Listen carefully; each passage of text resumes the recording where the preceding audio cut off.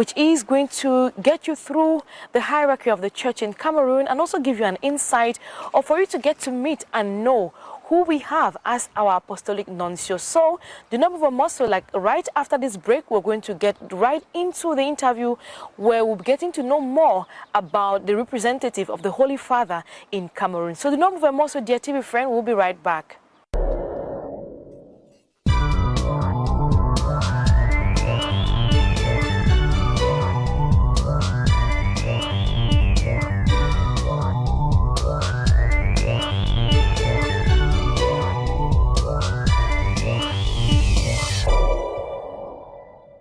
Welcome back, dear TV friend. If you're just tuning in, you're onto DMR TV, and it is an exclusive program here on our TV screens.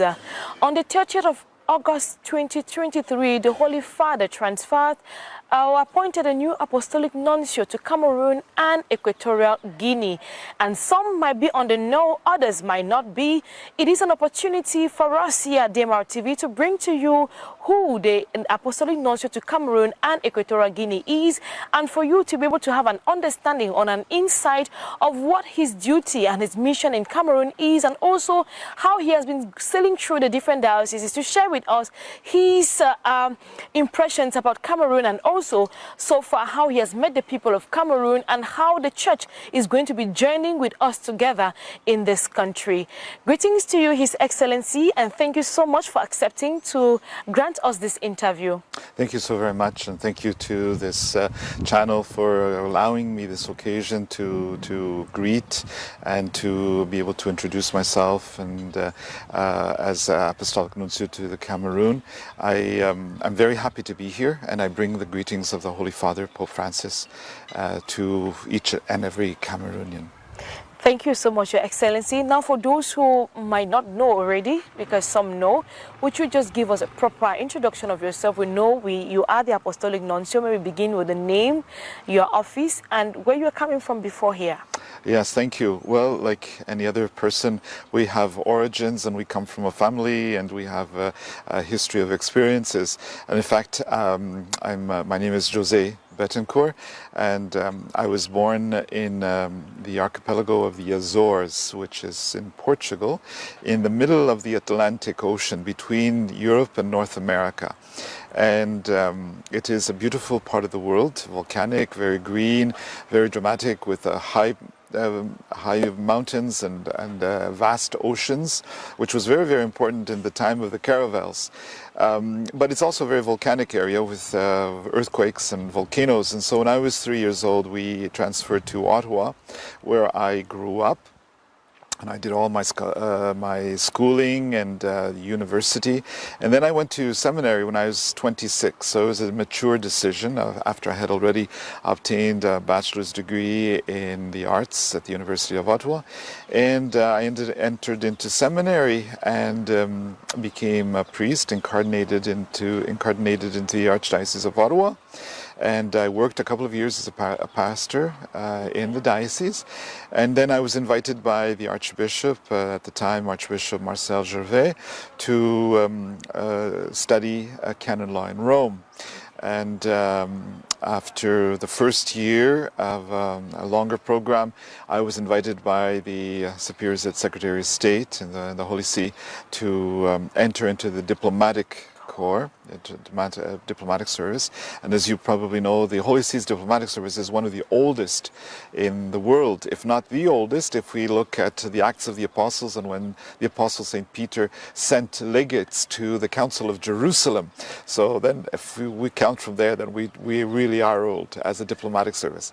But anyhow, my service in the diplomacy has taken me to the Democratic Republic of the Congo in Kinshasa from 1999 to 2002, in a very delicate and a very difficult time. And then I ended up in 2002 being invited to come to the Secretary of State, where I worked for over 15 and a half years in the Secretary of State, having different responsibilities. And the last one was as the Chief of Protocol. which is a very interesting and a very demanding position. And then Pope Francis ordained me in St. Peter's Basilica as an archbishop, and with the function of apostolic nuncio, and asked me to serve in Armenia and Georgia, where there is a huge, a very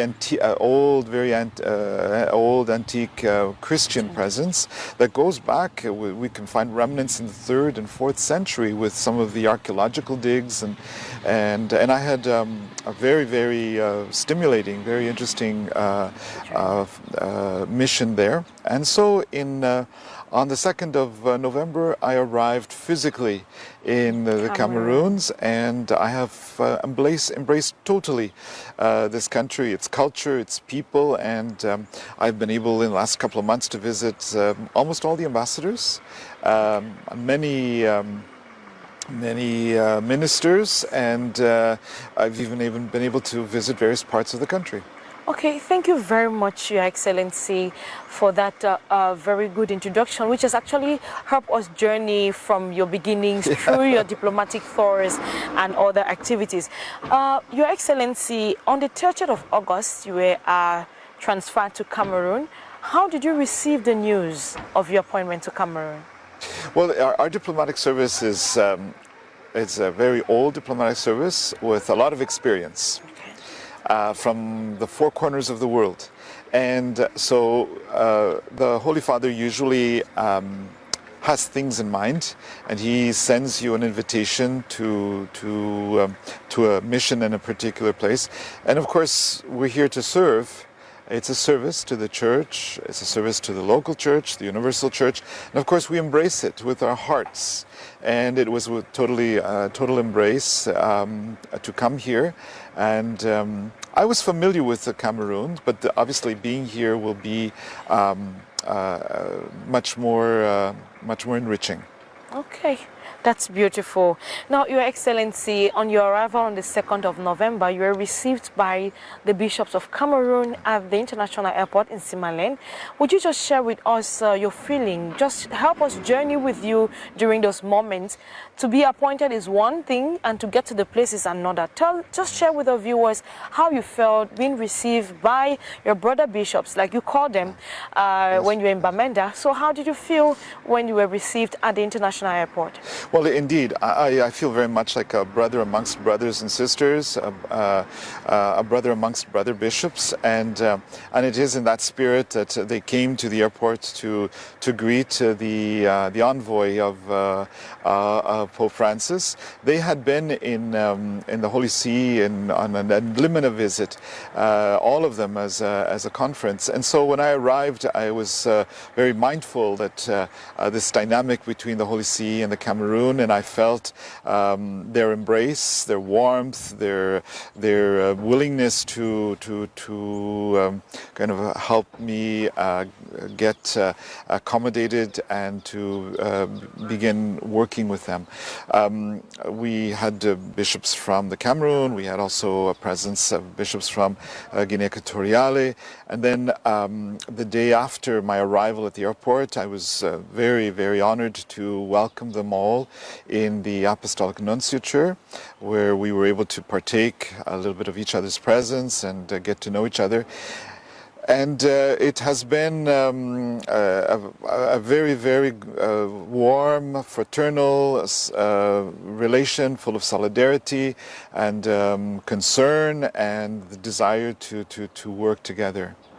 Thank you very much. Now, just before you came, Cameroon is a country, beautiful as it is being said, but at the same time full of challenges in the far north, in the extreme north, in the northwest and southwest regions. Did you get to know about this crisis before coming? Were you scared, or you just got to know about it when you came to Cameroon?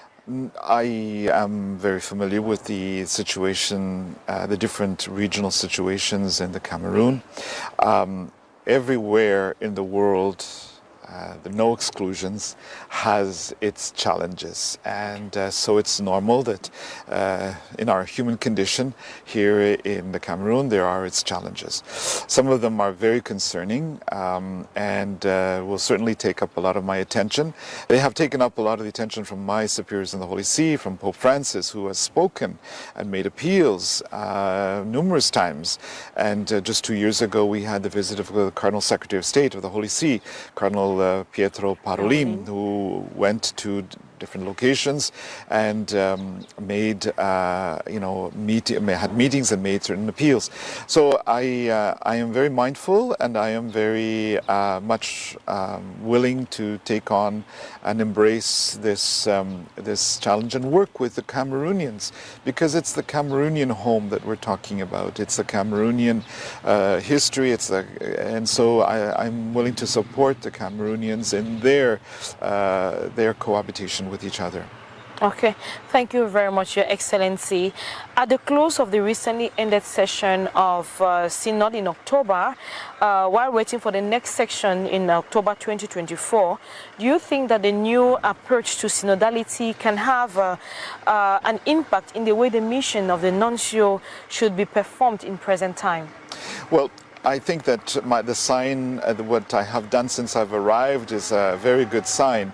I have met with traditional leaders in Yaoundé. I have met with and talked with ambassadors and religious orders and if you like, if I can say it, the common folk in the different parishes.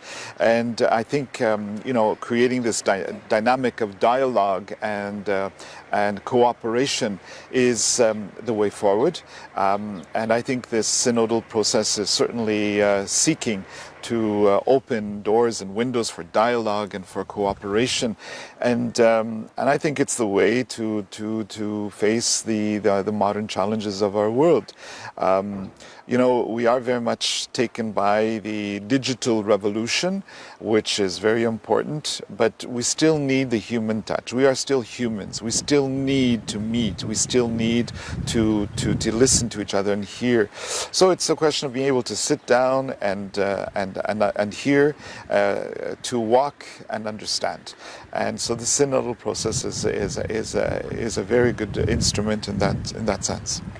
Thank you very much, Your Excellency. Now, before we move further, given that we have different viewers with different academic or intellectual levels, could you just maybe in simpler terms give an understanding of what the duty, or maybe very simply, so that even the common man can understand the mission or the duty of an apostolic nuncio?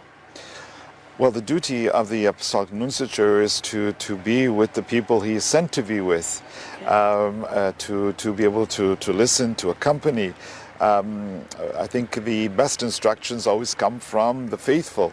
Not always the faithful that are just focused on one or another element, but those who actually believe in their hearts and their minds in the mission of the Church.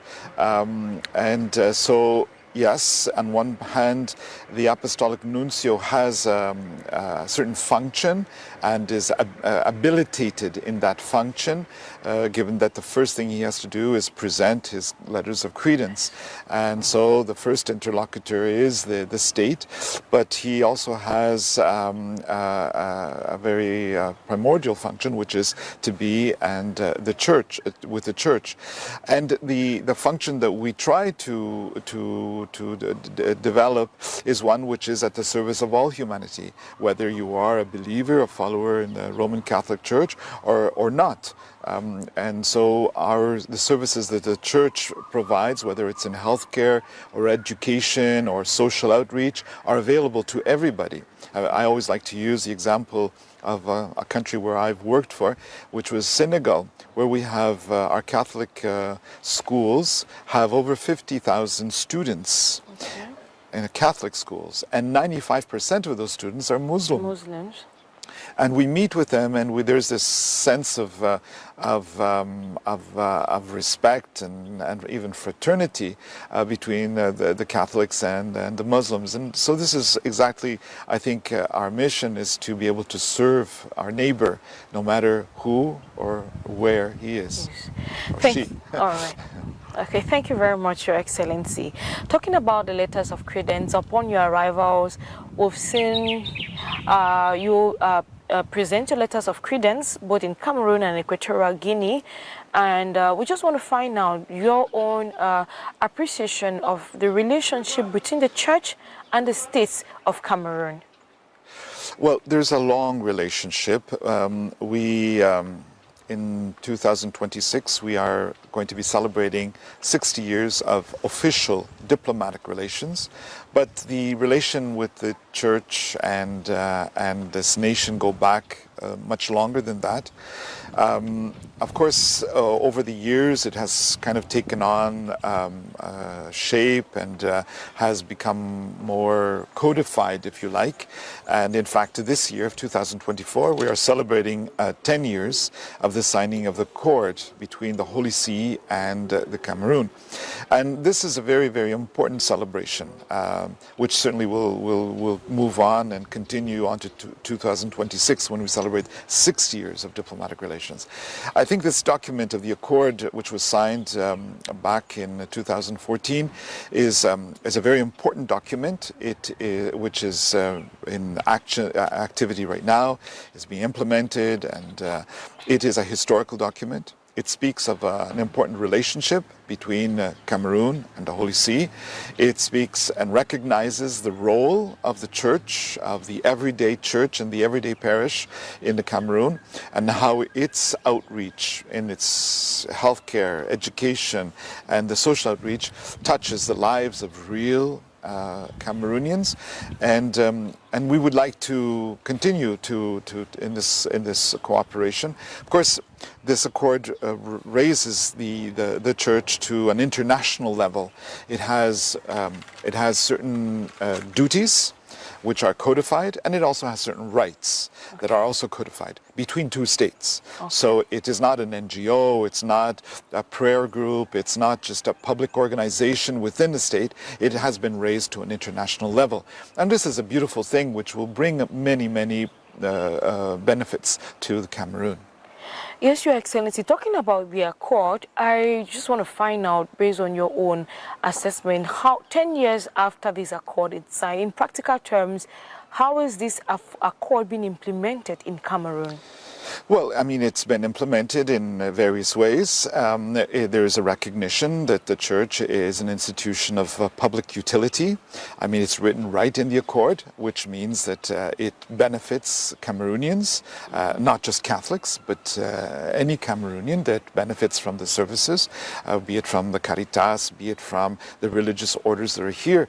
And so there is some very concrete elements that show that it has opened up the doors to greater international cooperation between from church to church, from different organizations that are also civil organizations that see in the Church a reputable and a reliable provider of services, and this.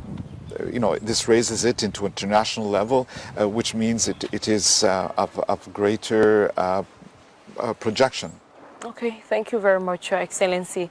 Now I want to go back to your arrival in Cameroon, and we've seen you, like you did mention, you've gone down to meet like a good shepherd who has to smell like a sheep.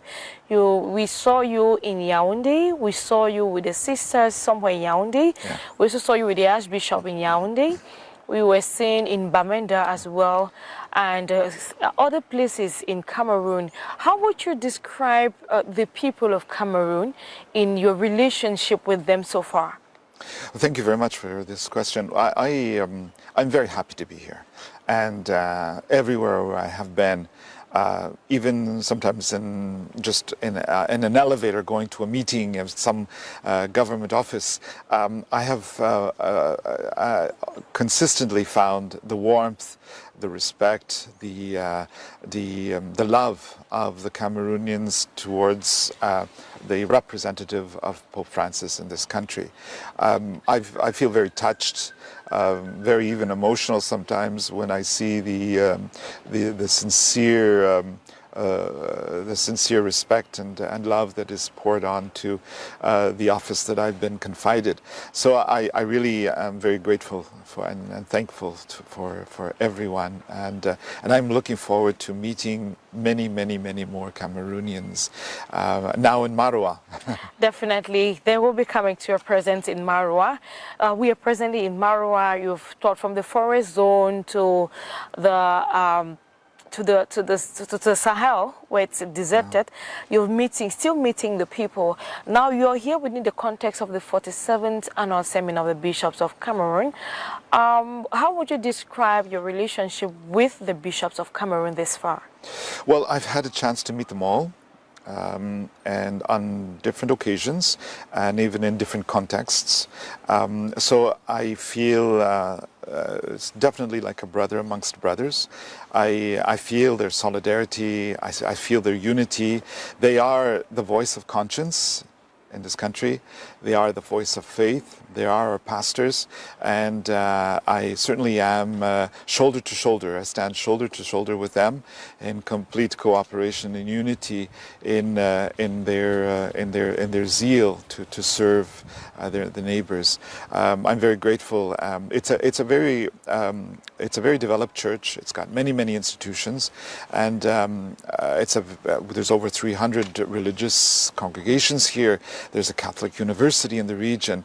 There's hospitals, there's schools, there's all kinds of services, and this is thanks to the zeal of the bishops who are just tireless in their efforts to find and to bring and to do things for Cameroon. All right, Your Excellency. Now, on the 1st of December, you happen to have participated at the 50th anniversary of the St. Thomas Aquinas University Major Seminary, I beg your pardon, in Bamenda, and you also commune with some Christians afterwards there. But during this 50th anniversary, you delivered a message of peace to the people in this crisis-laden community, that's particularly that of the Northwest and the Southwest, which are plagued in a socio-political crisis. What role do you think the church can play to bring back peace and normalcy in these regions and other troubled regions in Cameroon? It was a huge honor to be in Bamenda to celebrate the 50th anniversary of the major seminary of St. Thomas Aquinas. The celebrations were truly beautiful. They were grandiose or majestic. They were very noble. They were the best of the Cameroonian spirit that could be produced on a world stage.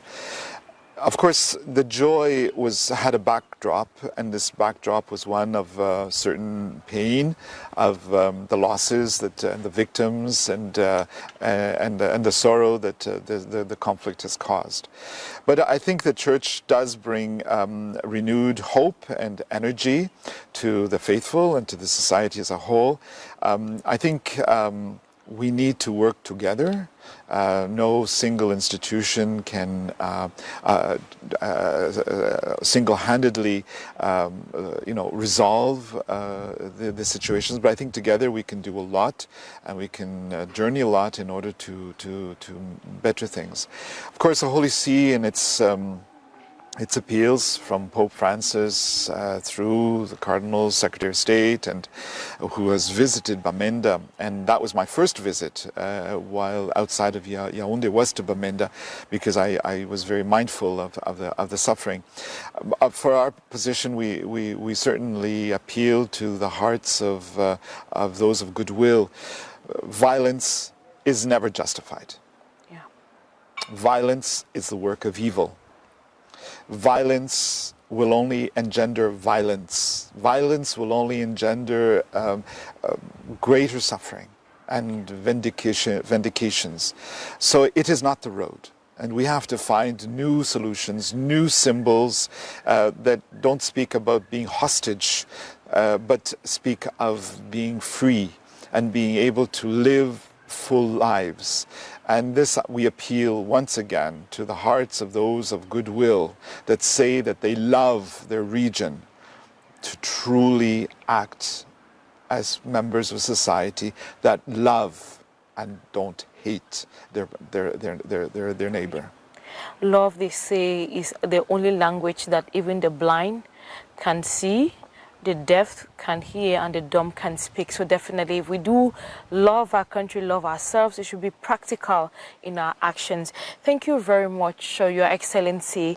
Now, just like every institution, the church has its own challenges, and particularly with what we call the media revolution, you can attest that what we find sometimes about the church on our social media pages are not quite a true representation of what the church is. So what is your message to the churches, to the dioceses which are actually in difficulties and who are also maybe have experienced such negative or such distorted information about their church? What message do you have to all the Christians there, including their leaders? Well, thank you. I believe that getting to the bottom of the story is always the fundamental key to living lives. And in fact, the church has always spoken about values that are also shared with many of other religious traditions. I mean, we believe in peace. We believe in the dignity of the human person. We believe in promoting development, and we have not only spoken about it, but we have invested ourselves in our action and with our resources into developing the education, the healthcare, all of these instruments to, in fact, contribute to the human dignity of society and the individual. So I believe that the individual churches should certainly keep faith. We are there for them, especially those who feel in most need, and the Holy See has always tried to give a voice to those who do not have a voice, and so whether it's refugees, whether it's those who live in poverty or in certain needs or illness, we certainly try to give a voice to them especially. Thank you very much, Your Excellency. Now, on December 18th, the Dicastery for the Doctrine of the Faith published a document, Fiducia Supplicans, and within the church family of God in Africa, the declaration caused a shockwave, and it caused confusion and troubles in the minds of many faithful, consecrated people as well as pastors, and it also aroused strong reactions. Now, what can you say to reassure the faithful as far as this particular document is concerned? Yes, thank you very much for this question. It's a very important question. On December the 18th, this document came out, and it was a topic of a lot of discussion. Discussion itself could actually be very, very good because it means people are interested and people are concerned, and it says that the faith is important to them. The document itself says very clearly that the doctrine of the church has not changed. It says that very, very, very clearly. Of course, the church is 1.4 billion people scattered through the four corners of the world, and the situations and the contexts in the different parts of the world are very, very different. I mean, we have this situation, but you could also find ourselves with somebody who is legally in a state in Africa married to 3 or 4 women and comes and asks for a blessing. What will we do in that case? This is a situation that is left very much to the pastoral attention of the bishops.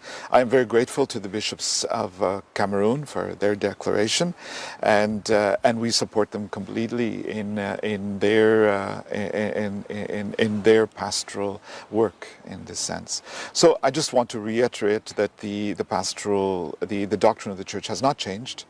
The wealth of blessings is really what is at stake here. We bless people we bless objects, we bless animals, we bless gardens, and we bless many things. It is not an acceptance of a particular situation. It is an invocation of the Lord. An invocation of the Lord means evocation of His ways rather than our ways. So I think we have to understand it in the context of a church which is 1.4 billion and in the context of what a blessing actually is. Okay. Thank you very much, Your Excellency. Now, I want to take you to something else. Cardinal Frodela Ambogo, the Executive President of the Symposium of Episcopal Conferences for Africa and Madagascar, published a message that received the agreement of His Holiness Pope Francis, where he says the Episcopal Conferences generally prefer each bishop remaining free in his diocese not to offer blessings to same-sex couples. This decision stems from concerns about potential confusion and scandal within the church community. How do you see these two positions so radically opposed in terms of lex orandi, which must correspond to lex crescendi? There are 54 countries in Africa and 54 situations in Africa, from the extreme north in Egypt to the extreme south in South Africa. And what brings us together is this deposit of faith and this communion with the Pope. And I think in facing our modern times, full of challenges, full of difficulties, we are trying to bridge the deposit of faith, the communion with the Pope, with the reality on the ground. And often it is a process, it is a way. And so the Catholic Church is very respectful of the dialogue. It's very respectful of the different regions, and I think this is something that is an important value in our church. Okay, thank you very much, Your Excellency. Having gone through already some, not completely, all the parts of Cameroon, and also given that we presume, which is not wrong, that you might have an insight already of some of the challenges or the realities of these Christians, what message do you have to the entire Catholic community in Cameroon? The Catholic community in the Cameroon is an important part of the universal church, the universal Catholic Church. And the history of the Catholic Church in the Cameroon has shown us this. We've had 3 papal visits, 2 of which in the Cameroon had a meaning not just for the Cameroon, but for the whole African continent. John Paul II and Benedict XVI. This is a sign from the Universal Church towards the Catholic Church in the Cameroon of their importance, of their role in the Universal Church, and I believe that we have to continue to deepen and to develop, deepen our faith and develop our church so that it can always play a leading role. I often like to say that perhaps the church in the Cameroon is the eldest daughter of the church in Africa. Of course, this is certainly a wish that they will always be in the leading and model role for the church. Okay, thank you very much, Your Excellency. Another one, last but one question. Already you attest that you follow us at DMR TV. So I just want to find out how you got to know about DMR TV and what's your experience watching the channel? Well, I first started following when I had not arrived yet in the Cameroon. Okay. And I was totally interested, wanted to know as much as I could and be familiar with people and places and traditions and regions, and so because I embrace this mission completely with a lot of enthusiasm. And so through discovering the site of one diocese to another bishop to and then what they were connected with, I discovered yourselves, and I became very enthusiastic to follow the life of the church in the Cameroon, and so now you have a committed follower in the nuncio, who is also very active in social media with the Facebook and with Twitter, and values the service and thanks you for the service that you do for the Christian community. We thank you too for following. I want to know, what's your impression, given that not every diocese or every diocese has this media outlet? What is your general impression about the work of DMR TV with regards to the church and the Christian population? Well, it's a very important work. I just answer that by a personal experience. When I first arrived in my first mission, it was before the COVID, and it was before really developing a lot of social media. I realized that there wasn't too much of space for the Catholic Church in the media in where I was. And so I started thinking to myself, well, I'm going to create my own space. And so I started posting, projecting the good work that was being done. Not necessarily my work, but sometimes the visits I did, and so focusing on, the Catholic institutions that were doing so much. And today in the media, we only get negative news sometimes. We don't get a lot of positive news. So I kind of became very focused in telling the truth, telling the story of what the Catholics were doing on the ground. And I started realizing that I was starting to be followed by a lot of people, from the farmer in the farthest outreach position to government officials, and this started to awaken in me this challenge, if you like, to put out the good story and the real story, and to let everybody make their decisions. All right. Thank you very much, Your Excellency. Before we let go of you, we are still at the beginning of the year. So just like to know your wishes to other Christians and all the stakeholders, be it those at the states, be it your brother bishops, the priests, the religious, and the Catholic family at large in Cameroon. What message you wish them this 2024? Yes, thank you so very much for this opportunity. 2024 is just beginning. We are just in the first half of the month, and I would like to wish everybody a very happy and holy 2024, where there will be a lot of peace and good health, and where they will find themselves in the company of their loved ones, and professionally that they may be many successes personally and for the common good of society. And I can assure you that they are in my prayers. We start our day in the chapel and we end our day in the chapel of the Apostolic Nunciature, and you are all in my heart. Thank you very much, Your Excellency. We actually remain united in prayer, and thank you for having us all in your prayers. And we want to sincerely thank you for granting us this interview, and we hope that Christians get to get more and understand your mission and your duty here in Cameroon. Thank you. God bless. Okay. Thank you very much, dear TV friend. It is on this note that we draw the curtains of this special program or this exclusive interview on DMR TV. Do stay tuned for more interesting programs coming up next on DMR TV. See you.